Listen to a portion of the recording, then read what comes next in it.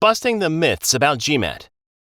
The biggest myth about the GMAT is that the GMAT score is not a critical factor in the application process.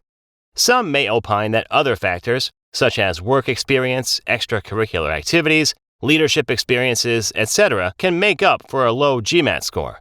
The fact is that it is not true. The other factors help in the process, but one factor does not compensate for the other beyond a certain extent. The GMAT remains a critical factor in deciding the fate of one's applications. Remember, the GMAT score is supposed to be a fine reflection of one's potential to perform in a business environment, especially in a business school. Therefore, a low score raises questions about one's ability to face the academic rigor in a good B school. Next myth is that the GMAT's difficulty level varies with geography.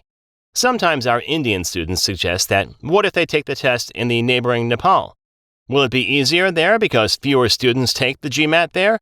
The answer is no. The GMAT is a standardized exam conducted globally. It does not become easy or difficult in different regions.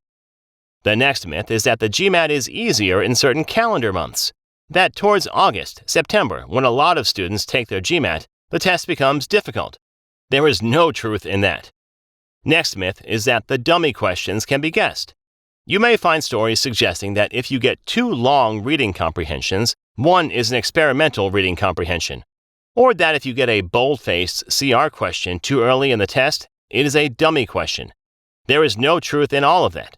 The fact is that you simply cannot guess the experimental questions. You must take all the questions considering them to be the real questions. Next myth is that the last few questions do not matter at all. This is very common.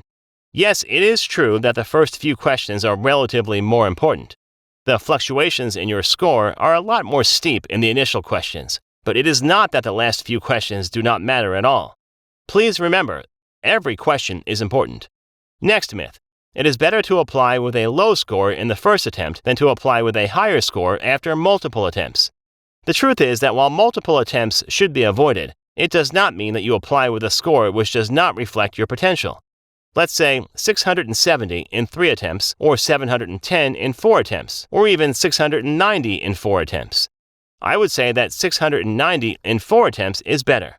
We have had cases where a student took the GMAT 7th time with us, got a decent score, and ended up getting some very fine admits and scholarships. So while multiple attempts are not desirable, it is perfectly fine to take the GMAT one more time and lift your score. This was the concept, friends. GMAT shots are deliberately kept brief. For an elaborate explanation, please watch the Stage 1 conceptual videos in our program. Thanks for watching.